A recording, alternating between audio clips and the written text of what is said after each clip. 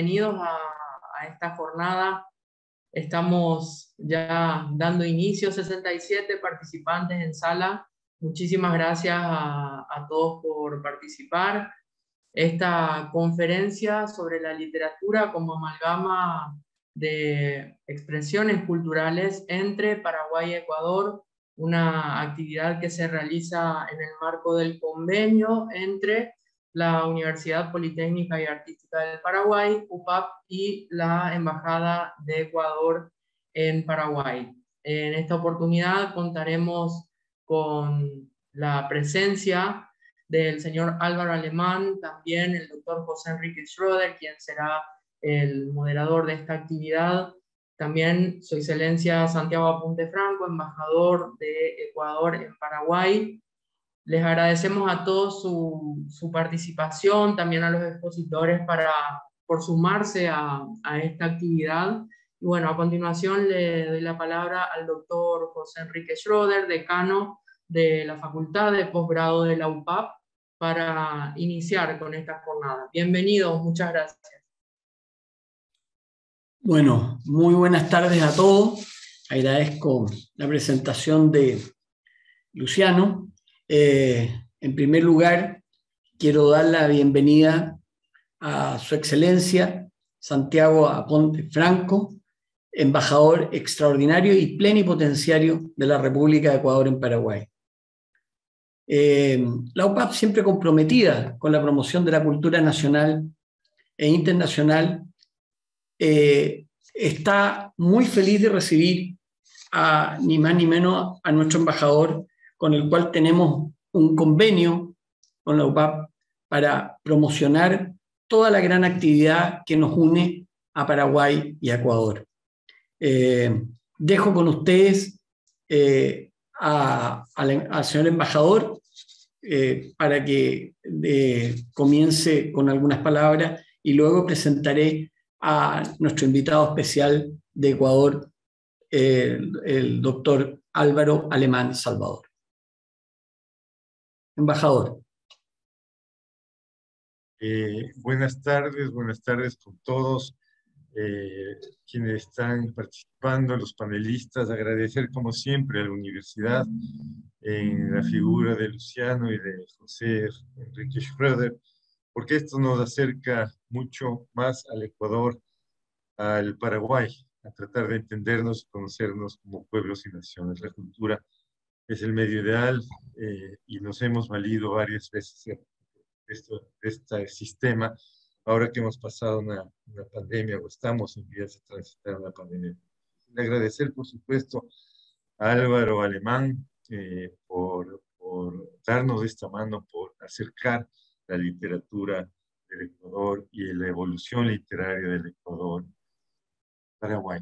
Yo había preparado unas pocas palabras que las voy a leer porque me esforcé en hacerlas y quiero transmitir lo que siento y un poco de lo que estamos haciendo. Dice así: hablar de la literatura ecuatoriana es una tarea compleja desde mi punto de vista, pues como toda obra artística tiene que tener raíces en la tierra para crecer fuerte.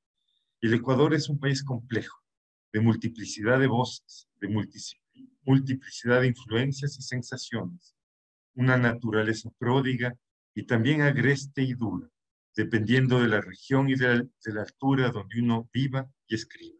Un país de regiones y de gente diversa y diferente, un país de una historia apasionante, pero una historia también de injusticias y de logros, un país de riqueza y pobreza y un país de mucho futuro y mucha esperanza. Todo ello se refleja en nuestro ser. Así somos, así entendemos el mundo. La literatura, como toda expresión artística, representa todo aquello. Y no solo eso, sino que como las ideas trasciende su propio espacio, y así ha sucedido con Ecuador. Aunque lo común es oír que la literatura ecuatoriana ha sido localista, nacionalista, indigenista, desde mi punto de vista esto es parcialmente real. Y quizás se deba a que temprano, en el siglo XX, por los años 1930, se publicó una obra dolorida, como es Guasipungo de Jorge Casa, que es una novela denuncia muy real sobre la situación del indígena en el Ecuador y que fue acogida muy favorablemente en todo el mundo. precisamente por la acusación cruda contra la condición del indígena en el Ecuador de esos años, que reflejaba también realidades en otras latitudes de nuestra América. Algo similar lo hizo también Guayasamín, nuestro artista universal, que a través de la pintura describe un camino del llanto, donde en una impactante serie de cuadros plasma ese mismo dolor del indígena y del excluido en América Latina con sus manos reclamantes hacia el espectador. Pero Ecuador ha sido y es mucho más. Es desde inicios de su independencia tierra fértil para las ideas y tiene uno de los ensayistas más prolíficos y fuertes de América Latina, Juan Montalvo, que desde una posición de erudito ilumina de ideas y de estilo América Latina y Europa, tanto que escribió los capítulos del Quijote que se le olvidaron a Cervantes, como nombró a uno de sus obras. Pero este brochazo muy personal de la literatura del Ecuador, mi apreciación de que trasciende fronteras y desde siempre tuvo una visión más global, se encuentra reflejado asimismo en uno de los más célebres novelistas de la generación de los años 30, José de la Cuadra, que con la novela Los Angurimas de 1934 trae los primeros despertares del realismo mágico, que será magistralmente elevado a rango de Nobel por Gabriel García Márquez con 100 años de soledad.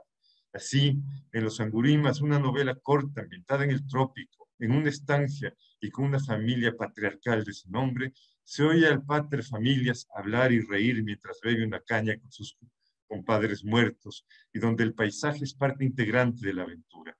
Desde mi óptica, un antecedente necesario del realismo mágico que encontró tierra fértil en América Latina. Y no solamente para ir terminando, estas pocas palabras, dos extractos muy pequeños de poetas universales que, por supuesto, trascienden lo localista y que, capaz por haber sido contemporáneos el genio de Pablo Neruda, no pudieron surgir con la fuerza que hubiesen merecido. César Dávila Andrade y Raúl Andrade, contemporáneos ambos, que decían algo como: oh antiguo arquitecto de las gaseosas manos, los candelabros alzan la lengua hasta tu nombre y mi alma adelgazada te ves entre las cosas. Este era César Dávila Andrade, con una fuerza tremenda. Es un hombre que se suicidó estando de rango diplomático, me parece que en Caracas. Y Raúl Andrade, el poeta más excelso, creo yo, del Ecuador, dice algo así en su libro, en su poema Hombre Planetario. Eternidad, te busco en cada cosa, en la piedra quemada por los siglos, en el árbol que muere y que renace, en el río que corre sin volver atrás nunca. Eternidad, tus signos me rodean, mas yo soy transitorio, un simple pasajero del planeta. Como vemos, trasciende mucho más del localismo, va a lo más profundo del hombre, a las preguntas de siempre. La vida, ¿qué es el destino? Para finalizar, no puedo dejar de mencionar tres mujeres que marcan la nueva literatura del Ecuador: Mónica Ojeda, María Fernanda Ampuero y Gabriela Alemán, que publican, creo, incluso afuera y son conocidas internacionalmente. Gabriela Alemán, hermana de nuestro disertante Álvaro Alemán, escribió un último libro que yo he leído, se llama Niebla, ambientado en Paraguay, porque ella vivió aquí con su padre, un excelso embajador, uno de los más connotados embajadores del Ecuador, que sirvió también en Paraguay. Se llama Niebla y se trata la novela, o tiene lugar entre Asunción y la ciudad de Pilar. Y Álvaro, también su hermano, quien ahora un poco más nos disertará y nos llevará de la mano por el intrincado rumbo de la literatura, donde se encuentran siempre la realidad y la ficción de la mano. Muchas gracias por sí, pregúntale. Bueno, le agradecemos al embajador. Yo no sé si me están viendo en la cámara en este minuto. Ya, es que tenía mi duda. De repente yo no soy el más tecnificado. Bueno, la conferencia sobre la literatura como amalgama de expresiones culturales entre Paraguay y Ecuador. Y lo tenemos de manos de un verdadero experto. Cuesta enormemente presentarlo porque la variedad de su currículum es bastante impresionante, pero vamos a tratar de hacerlo. Doctor en literatura hispanoamericana, doctor en filosofía en inglés, University of Florida, Gainesville, Estados Unidos. magíster en estudios latinoamericanos, University of Florida, Gainesville, Estados Unidos. Profesor del Colegio de Ciencias Sociales y Humanidades, Universidad de San Francisco de Quito. Presidente del Club Formativo de Deporte, Universidad de San Francisco de Quito, Ecuador. Es miembro de número de la Academia de la Lengua de Ecuador. Ha dictado cursos de historia de la literatura ecuatoriana, teoría y crítica cultural, en fin, docencia en literatura hispanoamericana. Ha sido profesor visitante de la Universidad Católica de Ecuador, de la Universidad de Cuenca, profesor titular de Artes Liberales en la Universidad San Francisco de Quito, vicedecano de la Facultad de Artes Liberales. El doctor Álvaro Alemán es probablemente la persona más adecuada para referirse a estos temas. Nieto, si no me equivoco, de escritor y poeta, hermano, como decimos, de una gran escritora, hijo de un diplomático de cultura superior, digamos, y nos encontramos con que él mismo ha editado numerosa cantidad de libros, ha editado, prologado, ha escrito. Yo le estaba preguntando antes que comenzáramos si Ulular, un poemario inédito del 2015, ya estaba editado. Afortunadamente ya está editado. Y me llama la atención porque en él se ve el rasgo del verdadero profesor o maestro, que es el que entrega conocimiento, el que da luz al alumno, que es alumno es sin luz, digamos, otorga luz, como dirían los antiguos griegos. Y eso es desde el principio de los tiempos. Si nos remitimos al Génesis, en el principio era el verbo. Y por lo tanto, poiesis, que es la poesía, que es creación, sería lo que aclararía mejor esto, porque al final la creación, la poiesis, la creación, la poética, sería lo más grande. Y en esto Dios sería el gran creador, pues sería el poeta por excelencia, ¿no? Quiero felicitarme de poder tener a un invitado de la categoría del doctor Álvaro Alemán Salvador y agradecerle sentidamente a nuestro embajador, que siempre participa con su nivel cultural superior al de muchos diplomáticos que he conocido. Se nota su interés por la literatura, por el arte, por todas las cosas que hemos desarrollado, los temas que hemos visto y nos ha tocado estar juntos. Yo los felicito porque da a conocer Ecuador de una forma extraordinaria. Y sin más preámbulos, quiero dejar con ustedes al doctor Álvaro Alemán Salvador. Muchas gracias.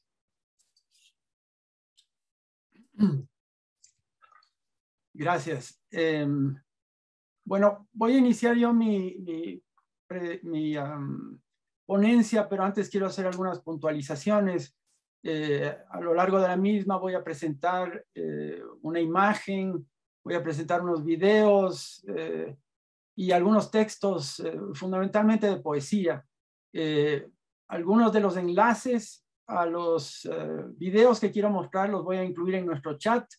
Así que en el caso de que la conexión no sea estable y que quienes están participando en esta charla quieran tener acceso directo, pueden ingresar directamente a través del URL que yo voy a introducir ahí. Quiero que escuchen un poco de música, que vean un poco de arte plástica. Voy a permitirme también leer algunos de estos mismos textos poéticos y espero que la conexión nos permita disfrutar de estos documentos de la mejor manera. Si es que alguien tiene dificultad, por favor, exprese su dificultad de conectarse o de poder seguir a través de la pantalla que yo voy a compartir los materiales del caso. Bueno.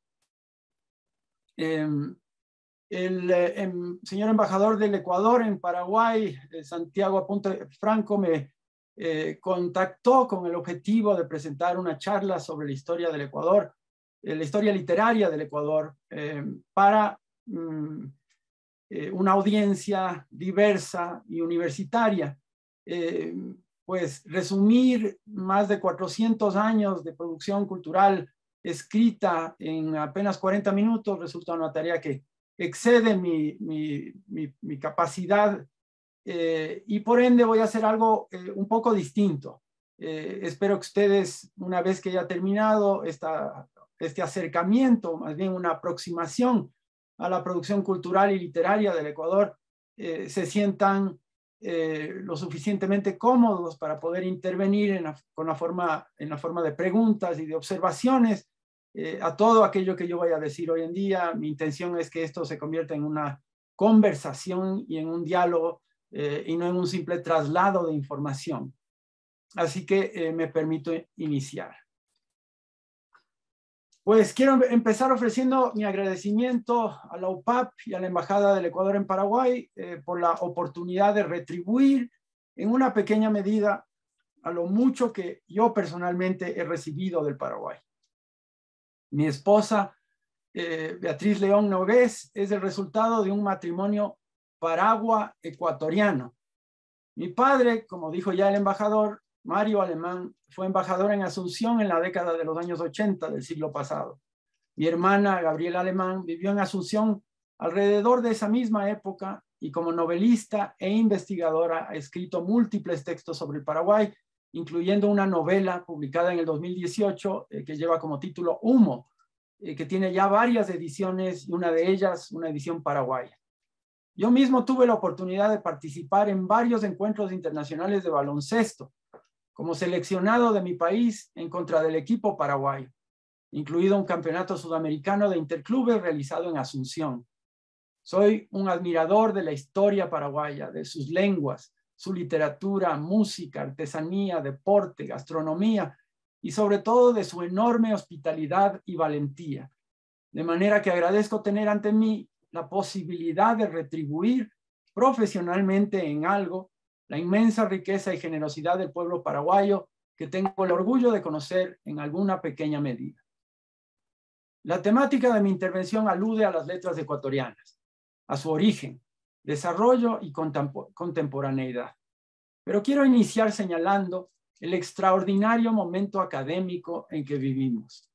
Un momento que desde hace algunas décadas ha puesto en duda las certezas disciplinarias de otras épocas. Perdón. Y que en lo que en particular me atañe ha sacudido los cimientos mismos de los estudios literarios. Sin la pretensión de ser exhaustivo, se podría decir que dentro de este gran momento revisionista se observa como una de sus principales tendencias el cuestionamiento a algo que se podría denominar el prejuicio letrado. En otras palabras, la predisposición a valorar la producción cultural de un determinado lugar a partir exclusivamente de su escritura o de su registro escrito. La misma palabra literatura, que significa literalmente lo que está escrito, consagra con el devenir histórico la noción de que el valor cultural se encuentra íntimamente relacionado con la producción escrita y sobremanera con la producción textual elaborada en las lenguas globales del poder imperial de Europa. De esta manera, una historia convencional de la literatura de los pueblos latinoamericanos por lo general empieza con la constatación de los primeros textos escritos en español, portugués, francés, inglés, holandés o incluso en latín, con las crónicas de los invasores para después registrar la historia regional o nacional a partir de tres grandes bloques históricos: la llamada conquista, el periodo colonial y el periodo republicano.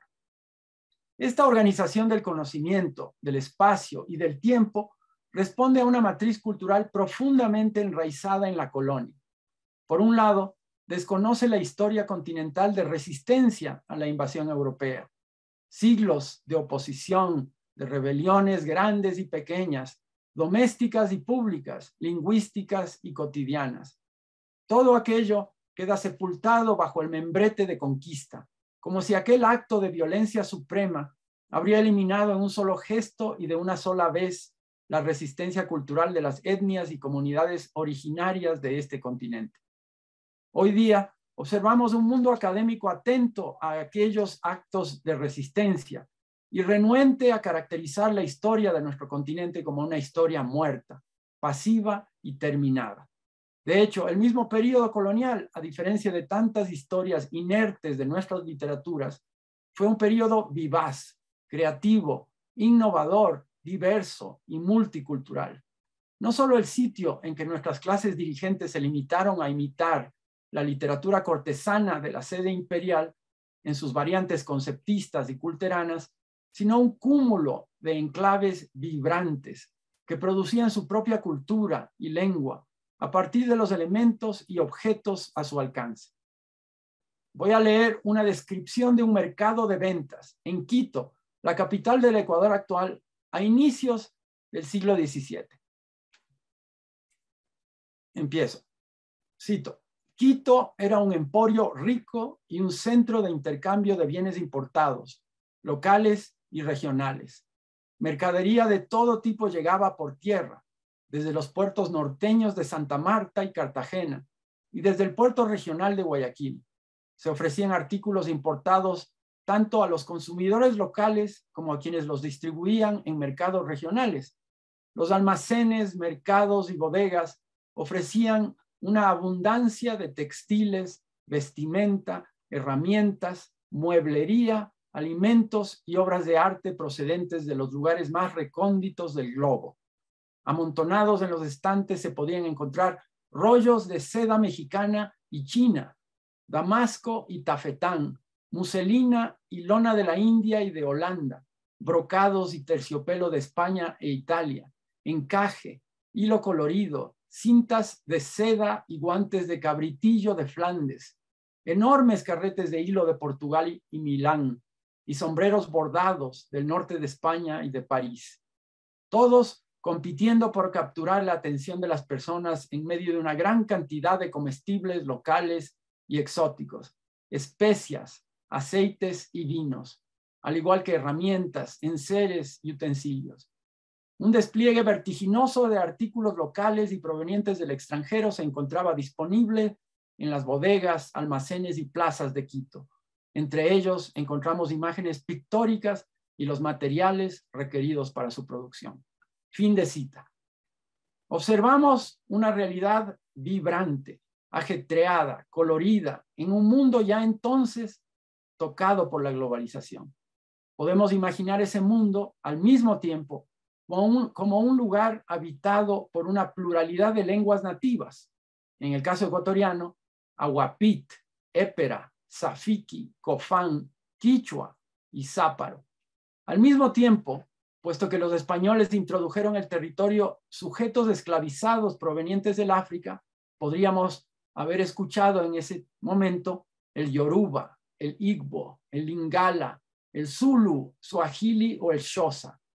El mismo castellano, al inicio del periodo colonial, venía ya afectado por su contacto con otras lenguas, el árabe, el hebreo, y también las distintas lenguas romances de la península ibérica en el momento de formación imperial, el provenzal, el vasco, el catalán y muchos otros, amén del francés en sus múltiples variantes regionales y el portugués en sus distintas manifestaciones.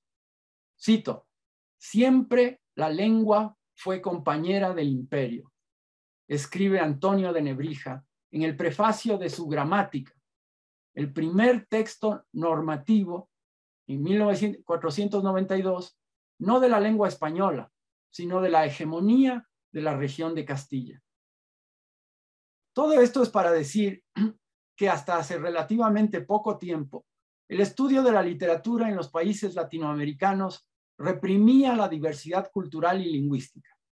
Y esto sin hablar de la riquísima tradición oral presente en toda formación cultural a favor de un enfoque establecido exclusivamente a partir de la escritura llamada artística, en la lengua dominante de un país.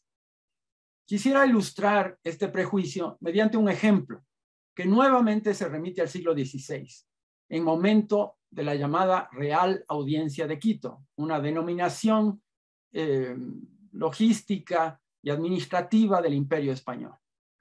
La primera mención literaria, entre comillas, de la región, que en el siglo XIX toma el nombre de Ecuador, aún está en disputa, y utilizo la palabra literaria aquí entre comillas. Me refiero de esta manera a la acepción convencional de este término como designación hacia un texto escrito con un fin artístico.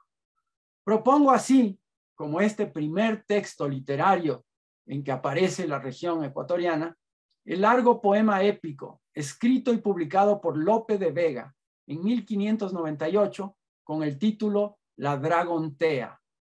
El texto poético, escrito en 732 octetas, que es el equivalente a 5.856 versos, narra las correrías de los piratas británicos Sir Francis Drake y Richard Hawkins y su eventual captura por galeones provenientes de España.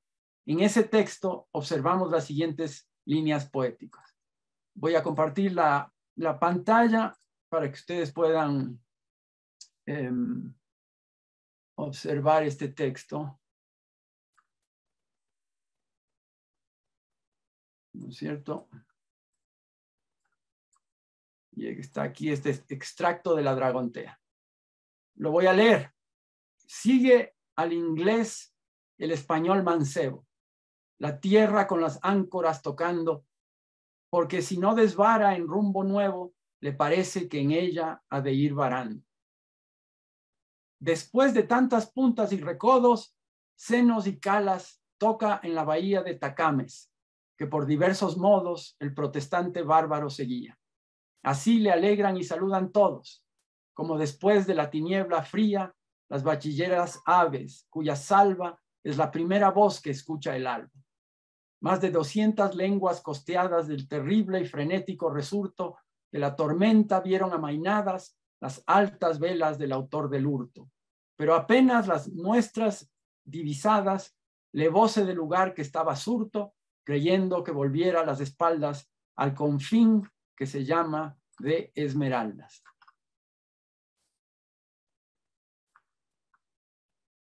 ¿No es cierto? Entonces, este es un extracto de ese documento.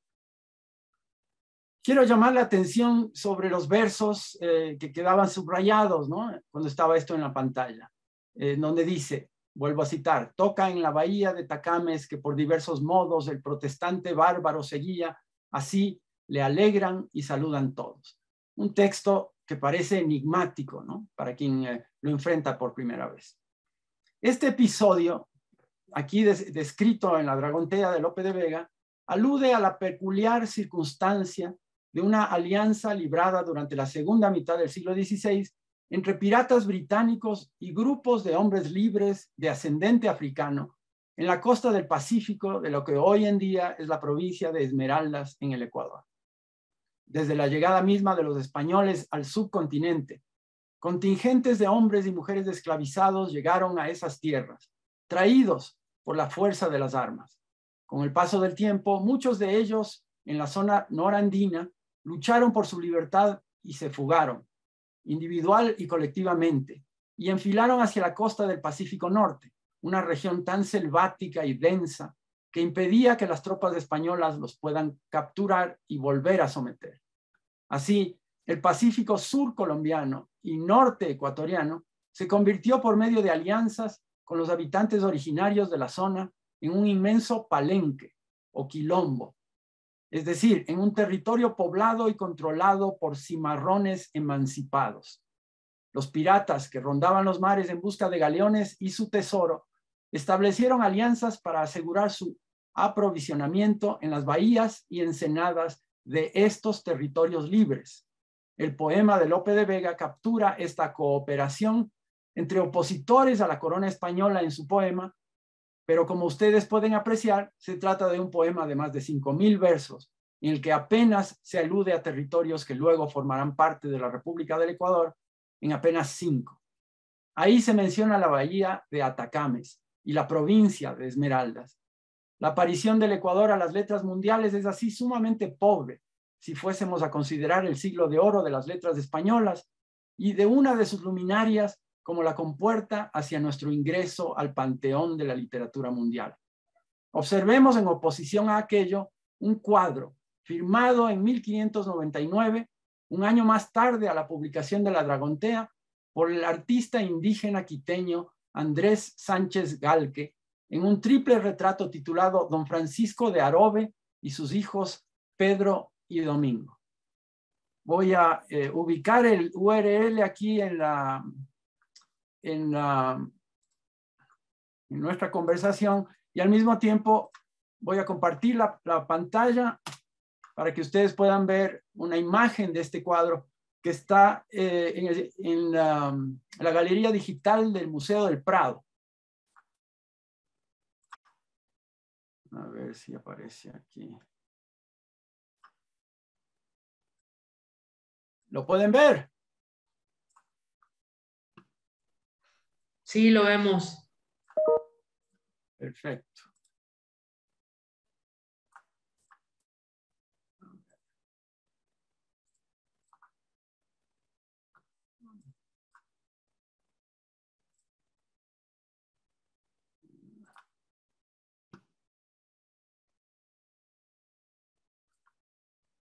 Uy, se me desapareció.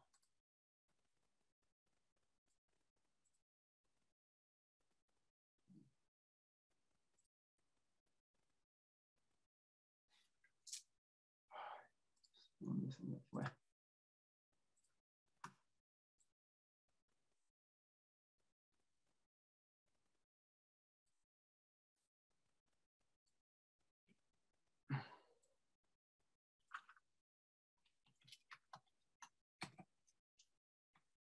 Intentar recuperarlo.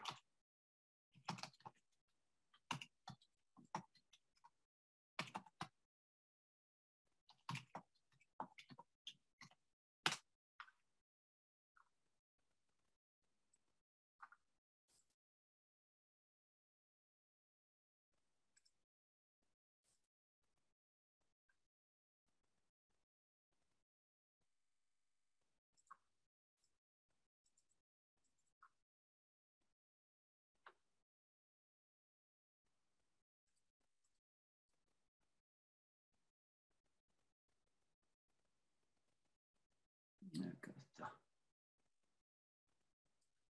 Ya. Se trata de una de las pinturas citadas con mayor frecuencia en la investigación académica moderna atinente al periodo colonial en Sudamérica. La pintura ha sido ampliamente celebrada, analizada e interpretada por investigadores de los siglos XX y XXI y anunciada como el primer retrato firmado de Sudamérica. Los autores modernos expresan su sorpresa y deleite no solo con el poder persuasivo e ilusionista de la pintura, la apariencia hipnótica de los sujetos representados y la impresionante maestría en este género de pintura, sino también ante el hecho de que el artista decidió firmar y fechar la obra e incluir una referencia específica a su identidad indígena. El lienzo está escrito con la abreviación que ustedes pueden observar, ¿no es cierto?, hacia la parte derecha de la representación, en donde aparecen las letras ADR, SHS, GALQ, NL, etcétera, ¿no? Que en versión ampliada significa Andrés Sánchez Galque, natural de Quito, hizo esto. La fecha 1599 aparece por encima de la firma y en una cartela que sigue a una dedicación textual al rey Felipe III, en la que Juan del Barrio y Sepúlveda, un juez de la audiencia de Quito, afirma que comisionó la obra y la pagó de su propio peculio. Los nombres y las edades de los sujetos pictóricos se inscriben encima de sus respectivas cabezas, realzando aún más la condición documental del retrato. Otros elementos destacables son el asunto secular de la imagen, un deslumbrante retrato de conjunto producido en una época en que la mayor parte de las pinturas eran de temas religiosos, y la presencia extraordinariamente imponente y señorial de los mulatos afroindígenas que aparecen en la pintura, ataviados en una combinación llamativa de vestimentas indígenas y europeas con adornos mexicanos, locales y chinos de seda, damascos, tafetanes y oro. A esto se puede añadir la confección de la pintura en sí por parte del artista, con pigmentos locales y regionales y con materiales que comunicaban asociaciones y significados indígenas tradicionales, imagen y texto, identidades y abolengos, economías locales y globales parecen fundirse a la perfección en este retrato. Con razón se ha otorgado mucha importancia a este retrato grupal. Ha inspirado comentarios y análisis sobre los sujetos visualmente fascinantes que ahí aparecen, expresión de poderosas alianzas afroindígenas, sobre su implicación en el surgimiento de artistas indígenas como sujetos activos en la historia colonial sudamericana y sobre el rico contexto histórico de su producción. La pintura ha sido de particular interés para investigadores modernos debido a la abundancia de documentación sobre las circunstancias históricas de su creación. El retrato fue comisionado por Juan del Barrio Sepúlveda, cuyos esfuerzos diplomáticos y militares llevaron a la, entre comillas, pacificación exitosa, aunque temporal, esta situación no duró mucho, de los pueblos afroindígenas de Esmeraldas. La obra estaba dirigida al rey de España y servía de complemento visual a un largo reporte escrito que documentaba el éxito de la campaña española en Esmeraldas. En ese contexto, la inscripción de la firma de Sánchez Galque en la pintura parecería ser de formar parte de los objetivos políticos de su patrocinador, representando la pacificación de no europeos en la audiencia de Quito y su aptitud para adoptar buenas costumbres. Después de todo, la pintura era un documento visual destinado al rey de España. Podemos contrastar de esta manera la pobreza de la representación de la literatura europea tradicional, monolingüe, imperial, con la riqueza de la escritura del continente americano, que se manifiesta en distintos registros: la pintura, la escritura, la cifra codificada, el color, la textura, y podemos así observar la importancia de modificar nuestra apreciación del valor artístico y cultural de lo exclusivamente escrito. Debemos y podemos así ampliar nuestra comprensión del valor de la expresión cultural para incluir otras representaciones, de modo que nos pongamos en condiciones de apreciar nuestra riqueza cultural y expresiva más allá de los cánones convencionalmente aceptados sobre la literatura en lengua española. La pintura de Sánchez Galque nos impulsa a pensar en la escritura, en el mundo pre- y post-hispánico, de una manera distinta. Dice Susan Webster Verdi que los primeros diccionarios castellanos sobre el quichua ofrecen aproximaciones sobre las maneras en que los informantes andinos conceptualizan e identifican las cosas y las prácticas europeas. La obra del fraile dominicano Domingo de Santo Tomás, titulada Vocabulario de la Lengua General del Perú, 1560, el texto anónimo Vocabulario y Frasis en la Lengua General de los Indios del Perú, llamada Quichua, de 1568, y la obra del jesuita Diego González Holguín, Vocabulario de la Lengua General de todo el Perú, llamada Lengua Quichua, o del Inca, 1608, registra la terminología empleada para definir una gama de prácticas y materiales gráficos. Estas fuentes demuestran que las nociones andinas en torno al grafismo y el registro de conocimiento no se ajustan a las categorías y las nomenclaturas europeas. En cada uno de los diccionarios arriba citados, el término autónomo quilca, en todas sus variantes ortográficas, se define como papel, letra, libro y texto. Se asocia con los materiales y las convenciones europeas de escritura alfabética. Sin embargo, mientras el castellano emplea términos distintos y separados para una variedad de prácticas y formas gráficas, entre ellas escritura, pintura y bordado, los informantes andinos que colaboran con los primeros compiladores de diccionarios no distinguen entre estos y otros conceptos en la lengua quechua. Estos términos en castellano, junto con muchos otros, se traducen en los primeros diccionarios con la misma palabra quechua, quilca. Quilca es la raíz para una multitud de términos quechuas empleados en la colonia. Por ejemplo, en el léxico de Domingo de Santo Tomás, quilca como palabra aparecen las definiciones de los siguientes verbos: diseñar, trazar, dibujar, pintar, escribir, esculpir, teñir, bordar con colores y pintar con fuego. De hecho, Domingo de Santo Tomás define 28 términos quichuas distintos que emplean quilca como palabra raíz. En el vocabulario escrito más tarde por González Holguín se define el verbo quechua quilcani como pintar o escribir en general. El denominador común que surge de estos materiales, las acciones y los resultados vinculados al término quilca en los diccionarios coloniales, parecería ser la producción de marcas visuales significativas, con sentido, sobre superficies con contenido comunicativo o expresivo. El nexo entre quilca y los términos derivados de él no es otra cosa que la producción intencional con contenido comunicacional de marcas sobre superficies. Quilca, en lugar de constituir una forma de escritura en el sentido occidental, abarca una amplia gama de formas y prácticas gráficas expresivas que van más allá de las limitaciones del modo alfabético o fonético, al incluir múltiples medios y formas de expresión.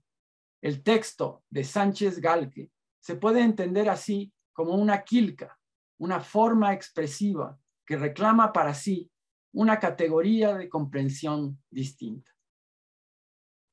Un ejemplo diferente que nos permite entender la insuficiencia de la escritura convencional en lengua castellana para aproximarnos a la complejidad del mundo americano y andino, en el caso del Ecuador, es el de la expresión musical.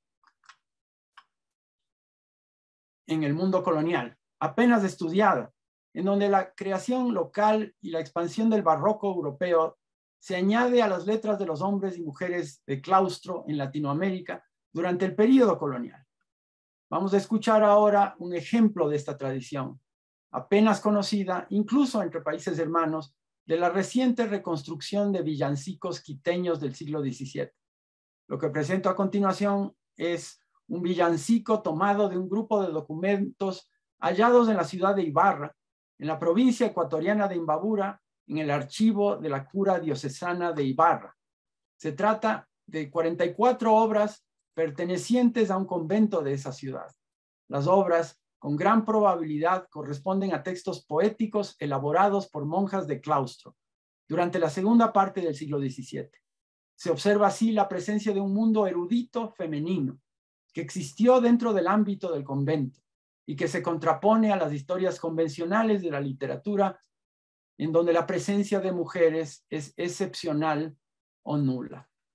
Estoy poniendo aquí el enlace, ¿no es cierto?, en YouTube, al URL, y lo voy a poner también en pantalla para que puedan ustedes escuchar, ¿no es cierto?, este ejemplo de un villancico quiteño del siglo XVII, tocado con los instrumentos de su momento histórico.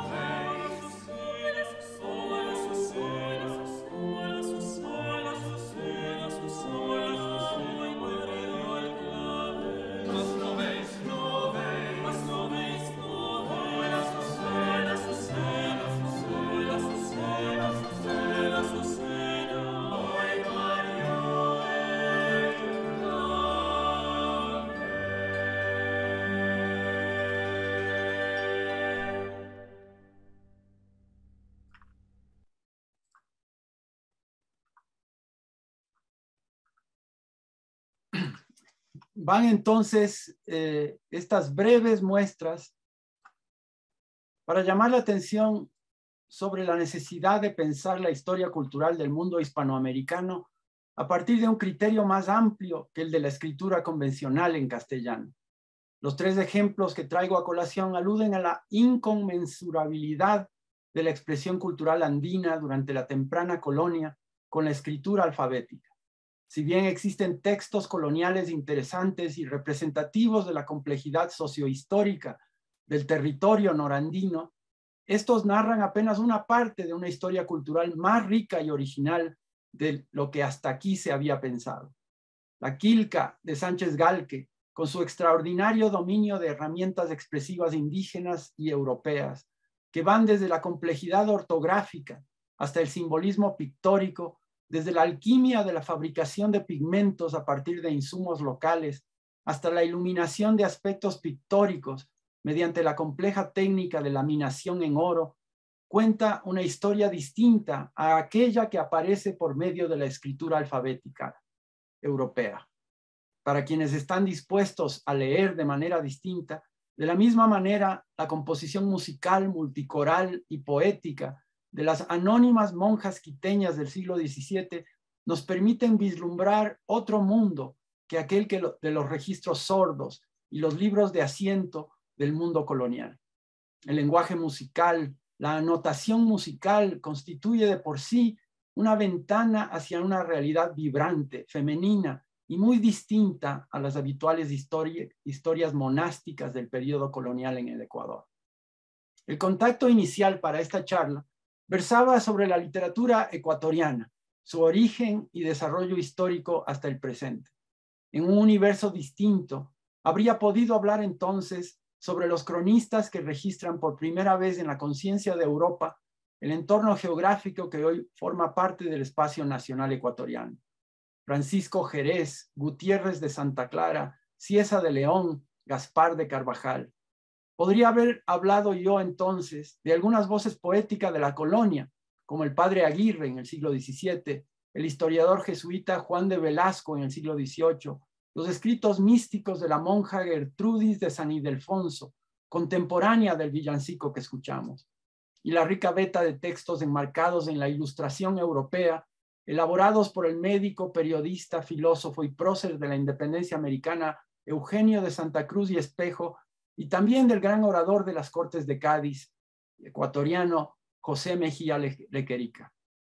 Habría podido hablar en esa ocasión sobre el poeta neoclásico y cantor de la gesta independentista José Joaquín Olmedo, en el siglo XIX, de los cantares del pueblo ecuatoriano, poemas y coplas populares recogidos por el polígrafo Juan León Mera, del ensayista y polemista liberal Juan Montalvo, una de las principales voces latinoamericanas de ese siglo, de la aparición de la prensa, la caricatura, el retrato, de la aparición de la novela, el relato corto, la crónica, la curiosa historia del himno nacional del Ecuador, de la aparición de textos de ciencia ficción ecuatoriana, del costumbrismo, de los primeros escarceos del realismo y en el campo de la poesía, el advenimiento del romanticismo.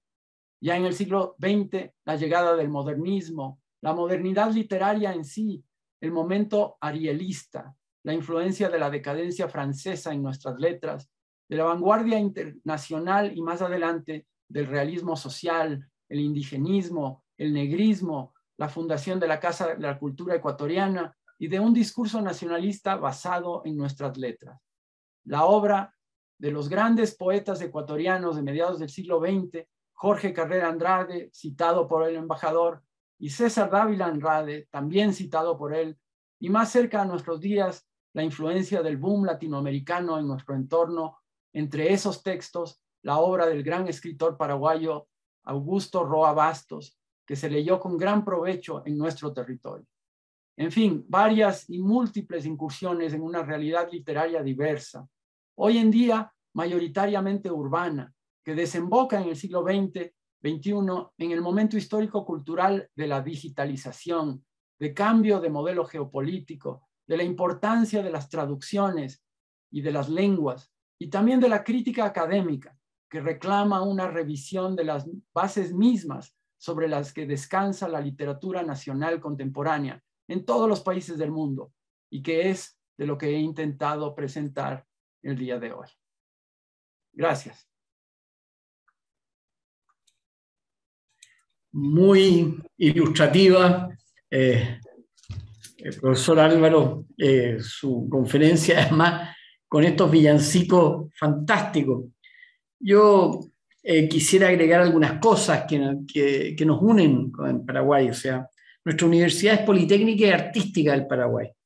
Y con esa vocación artística fundada por un pintor y escultor muy reconocido, don Manuel Viedma, quien se encuentra hoy día construyendo un museo, probablemente uno de los más grandes que va a haber sobre el evento jesuítico guaraní, con pinturas originales de él. Estamos hablando de tamaño gigante, digamos, unas gigantografías pintadas por él, con toda la obra del evento jesuítico guaraní, que como usted mejor lo sabe, ha sido probablemente un evento único. Mientras en el Renacimiento en Europa todo el mundo estaba en una confusión de ideas totales entre la reforma, la contrarreforma, la prerreforma y lo demás, se daba esta sociedad que después los decimonónimos llamaron la tierra sin mal, del evento jesuítico guaraní. Y bueno, hay una riqueza, como dice usted, hay una riqueza ancestral que supieron tomar muy bien los jesuitas, los franciscanos, dio origen a este arte quiteño que es espectacular, a mi juicio más colorido que el cusqueño, incluso más original. Y bueno, está el de la chiquitanía, el de las misiones de acá de Paraguay.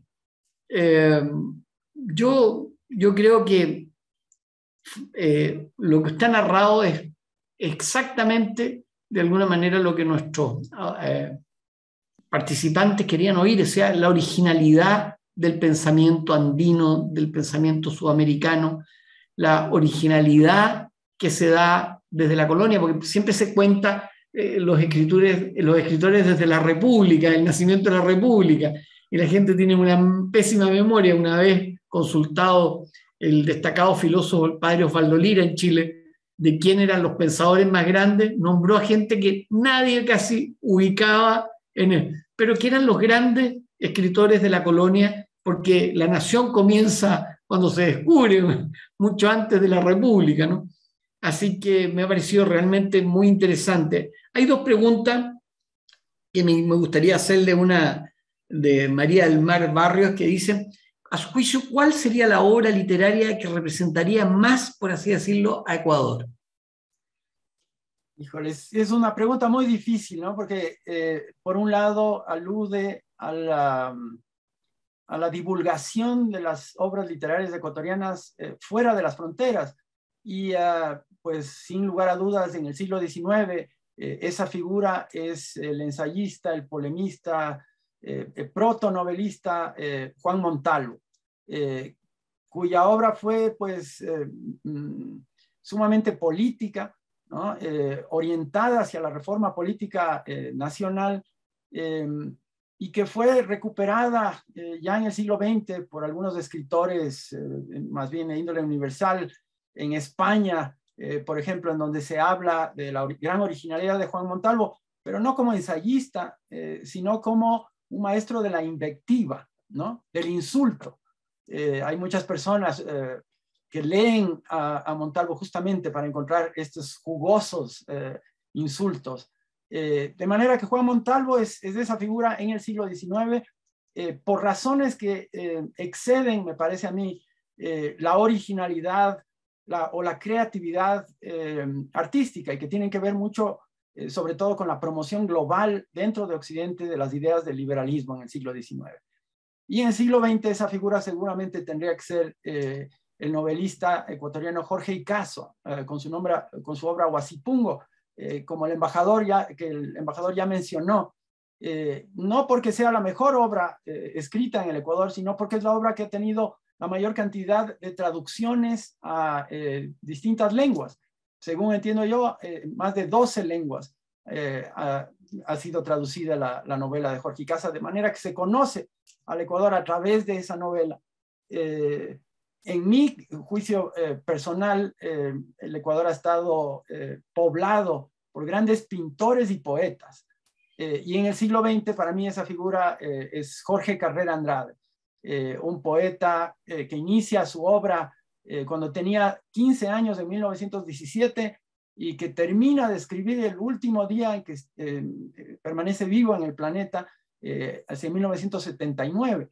Tiene una obra contundente de más de 5 décadas que aparece traducida en muchas lenguas, y es un poeta de talla pues continental y global, amigo de Vallejo, de Neruda, de Parra en Chile, un profundo conocedor de la poesía mundial, un traductor prolífico, y un hombre que escribió más de 24 poemarios a lo largo de su vida, y poemarios pues de una calidad y de una contundencia estupenda. Así que si a mí me preguntan, los dos grandes nombres que yo daría para el siglo XX ecuatoriano serían Jorge Carrera Andrade, su obra poética, y César Dávila Andrade, un escritor posterior al gran escritor quiteño, un hombre que proviene de la región de Cuenca, en el sur del Ecuador, y que escribió pues una obra compleja, mucho más breve,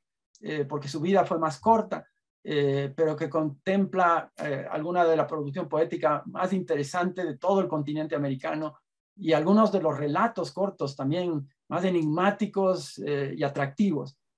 Así que yo mencionaría esos nombres entre muchísimos otros. Bueno, la verdad es que tenemos el privilegio que el profesor alemán, el doctor, ha escrito sobre ambos. Tiene muchísimo escrito, muchísimo traducido. Basta ver su obra. Incluso usted tiene el acercamiento total al cómics, lo que me llamó mucho la atención. Y eso se agradece porque la finalidad desde la educación occidental ha sido siempre que el maestro genere discípulos, así que me imagino que tendrá muchísimos discípulos siguiendo una huella complicada, digamos. La diferencia entre la educación occidental y la oriental es que la máxima del maestro occidental es que el discípulo supere al maestro, digamos. Así que claro. En Oriente tiene que morir para que eso pase.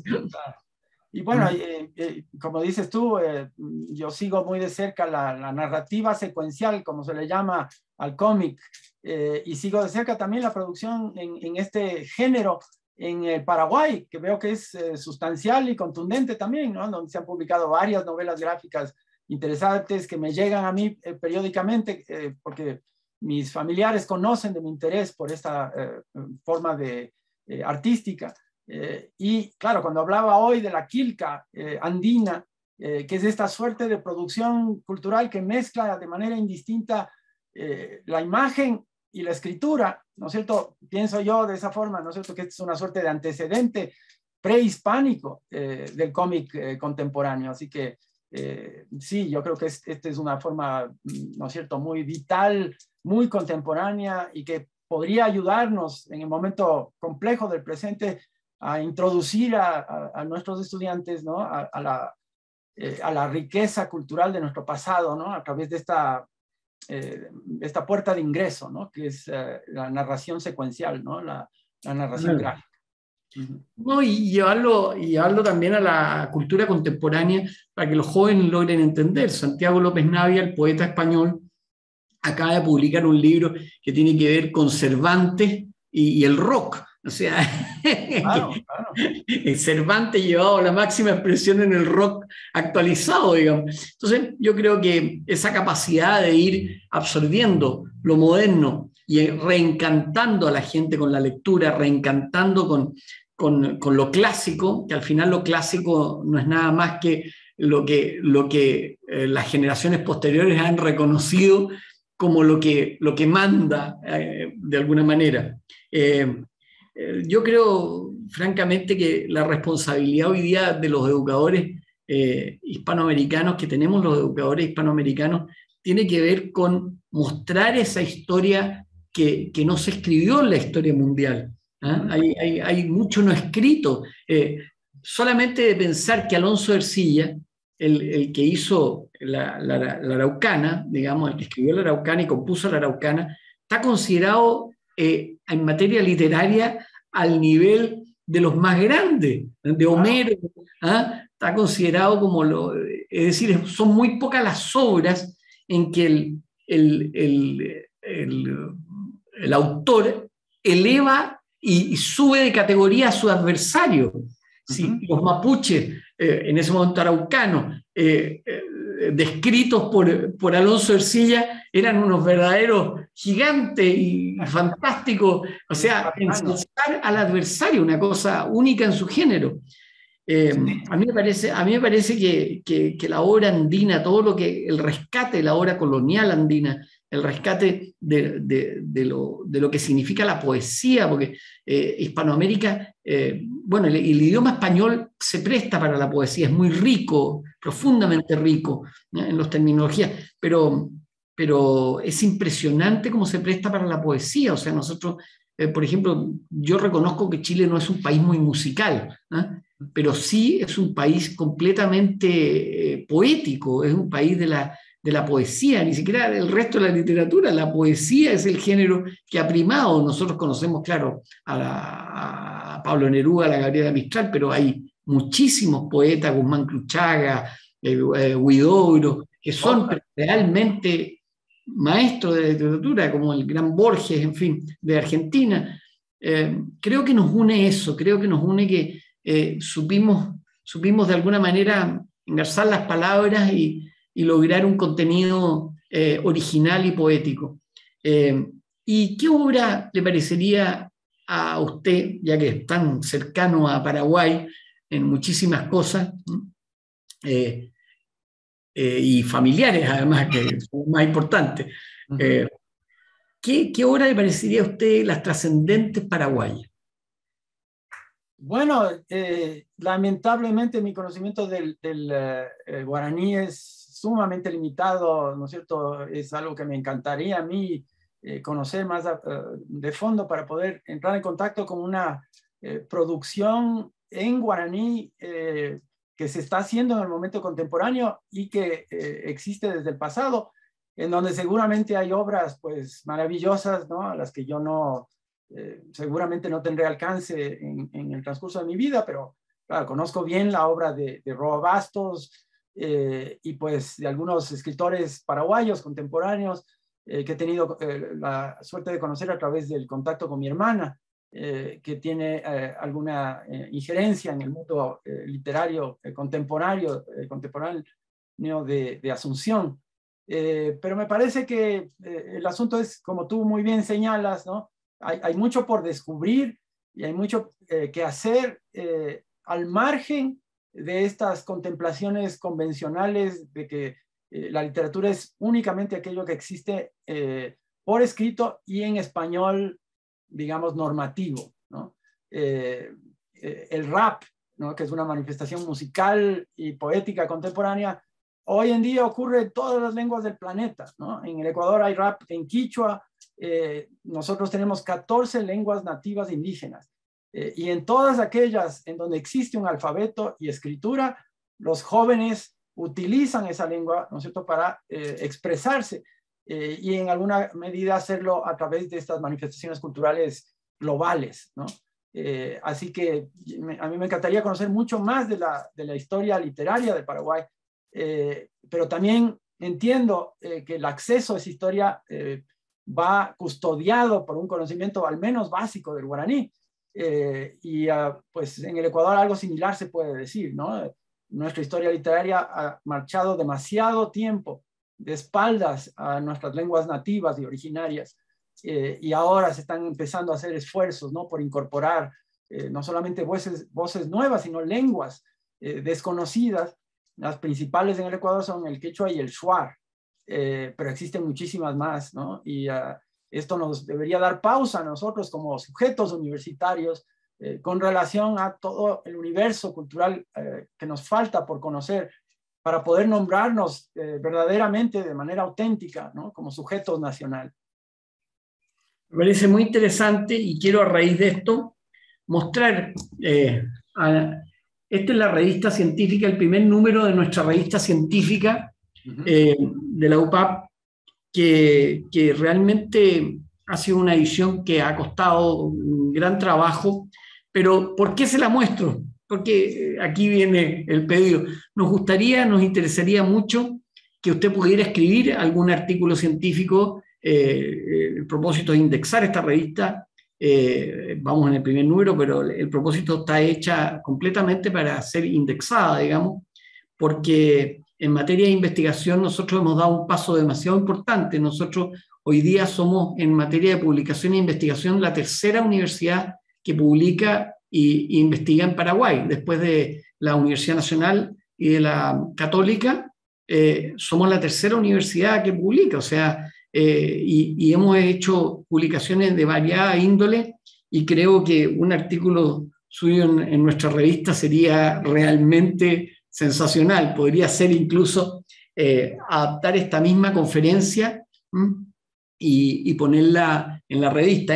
Hemos tenido publicaciones similares. Acá va una ponencia del famoso psicólogo Ramón León, escritor peruano, que nos dio en literatura y lectura y escritura en tiempos de COVID, que fue publicado por la Ricardo Palma y por nuestra universidad.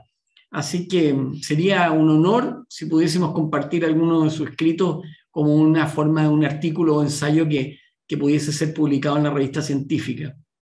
Con muchísimas gracias por la invitación y pues con todo gusto estoy a las órdenes para hacer aquello. Estoy leyendo ahorita en nuestro chat, ¿no? Leo de Derlis Aguayo, por ejemplo, que pregunta si hay textos de los villancicos conservados. En efecto, Derlis, ¿no? Estos textos han sido recopilados a partir de 1980, cuando se hizo el descubrimiento en la diócesis de la ciudad de Ibarra de un amplio depósito de textos que reposaban previamente en conventos, ¿no? Muchos de ellos destruidos por terremotos.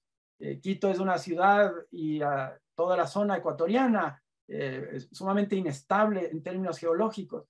Y la ciudad de Ibarra fue destruida en términos absolutos alrededor de 1850.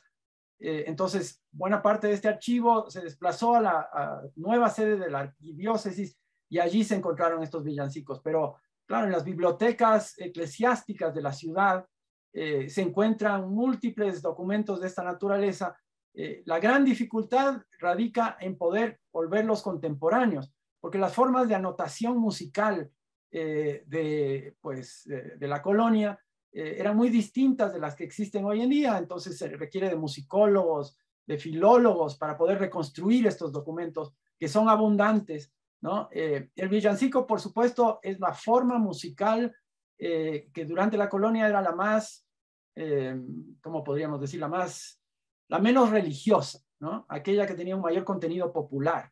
Y esa es la razón por la que se han conservado estos textos, ¿no? Y sobre los que se están haciendo múltiples investigaciones contemporáneas.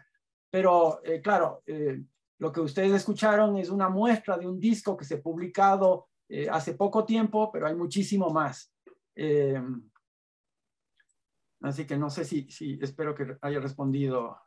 Sí, yo iba a proceder a leer justamente esa pregunta de Delhi, porque lo que pasa es lo siguiente, que existe el interés y muchas veces es difícil acceder a las fuentes, no es tan fácil. Aquí se da mucho en la música renacentista del barroco americano, digamos. Es muy difícil a veces acceder a composiciones, son pocos los cultores, digamos, y es difícil, pero hay una riqueza entre ambos países y entre todo Hispanoamérica, si uno lo analiza, todo Hispanoamérica tiene una riqueza. Bueno, Ecuador, probablemente para mi gusto, Quito es probablemente una de las ciudades más lindas de Sudamérica por lejos. A mí me parece que las iglesias de Quito no tienen comparación. Es sobrecogedor ver Quito. Así que yo quiero agradecer con esto, agradecerle a todos los que han participado, pero quiero agradecer especialmente a su excelencia Santiago Aponte Franco, el embajador, por su generosidad de siempre estar participando y mostrando lo que es su Ecuador, digamos, y a la vez haciendo partícipe a Paraguay de la cultura universal. Y especialmente, como te voy a tutear, especialmente a ti, Álvaro, porque realmente ha sido notable tu conferencia. Pocas veces hay algunas que uno lo hace por cumplir, digamos, pero en este caso ha sido un deleite haberte escuchado y haber hecho una conferencia con tanta animación, con música, con escritos, con poesía. Y finalmente agradecerle a todos ustedes la participación y decirles que seguiremos en este esfuerzo en la universidad por elevar la cultura, porque al final la universidad no tiene como objeto último la entrega de títulos y grados como la gente cree. El objeto último de la universidad es el cultivo del saber superior y la búsqueda de la verdad. Así que con eso agradecerle a todos ustedes haber participado en esta conferencia tan buena y bueno, hasta otro encuentro, si Dios así lo permite. Muchas gracias. Saludos a todos. Muchas gracias. Muchísimas gracias por esta presentación. También le damos la palabra al señor embajador si se quieren despedir del público. Muchas gracias. Gracias, Luciano, y gracias, José Enrique, y por supuesto a Álvaro.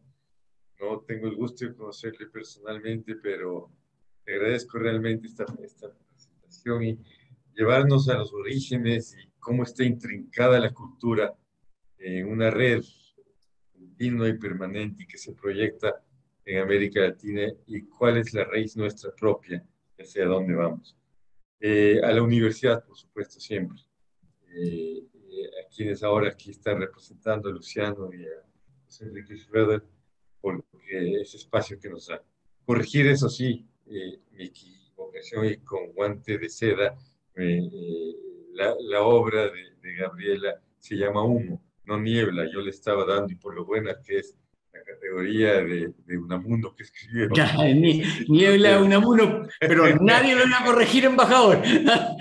No, pero tengo que reconocer mi error y a veces sucede. De manera que en lo tan bien que ha sido la conferencia, no quería dejar pasar este tema. A ustedes, gracias Álvaro, estamos a la disposición siempre aquí. A ustedes todos saben que la embajada es su casa y estamos juntos para tratar de dar a conocer un poco más de cada uno de nosotros. Muchas gracias. Muchísimas gracias a todos y agradezcamos estas posibilidades que nos dio la pandemia de al final contar con los mejores conferencistas del planeta a través de aprovechemos la tecnología. Bueno, muy buenas noches a todos y que estén muy bien y gracias a la universidad por permitir estos espacios y a la embajada. Muchas gracias. Gracias a Homero también Arrea, que lo estoy viendo desde aquí, por su inmensa capacidad de organizar cosas con nosotros. Muchísimas gracias también, y para cerrar le damos la palabra finalmente al doctor Álvaro Alemán. Si usted quiere despedirse del público, les cuento que tenemos 90 personas conectadas, es decir, superamos la cantidad de público del inicio. Esto es un indicio de que la conferencia ha sido muy productiva, muy interesante y el público ha permanecido hasta el final. Así que, doctor Álvaro, tiene la palabra para despedirse. Bueno, volver a agradecer al embajador, a la universidad, a la audiencia por su interés, por su curiosidad, a ponerme a las órdenes de cada uno de ustedes y todos en términos de poder seguir colaborando, responder a cualquier inquietud que tengan. Mi cariño por el Paraguay es enorme y continuará intentando buscar maneras, ¿no?, de enlazar nuestros pueblos hermanos. Y pues al margen del resultado del partido por la clasificación al Mundial de Fútbol, me parece que el estrechar lazos culturales es el mejor camino, como muy bien dijo el señor embajador, para la construcción de mejores días para nuestros pueblos respectivos. Gracias y será hasta una nueva oportunidad. Muy bien, muchísimas gracias a todos por participar entonces de esta conferencia sobre la literatura como amalgama de expresiones culturales entre Paraguay y Ecuador, dos países hermanos. Esta actividad se hace posible gracias a la buena voluntad de la Embajada de Ecuador en Paraguay por permitirnos también acceder a esta calidad de exposiciones, y a través del convenio que mantiene con la Universidad Politécnica y Artística del Paraguay. Muchas gracias al doctor José Enrique Schroeder por su participación, por prestarse a la moderación también. Gracias, Homero, doctor Álvaro. Muchas gracias a todos, especialmente al público que permaneció hasta el final, y a los profesores, ¿no?, que seguramente están con los estudiantes en el público. Así que nos encontramos en una próxima oportunidad y seguimos en contacto. Buenas noches para todos. Gracias, gracias. Hasta luego.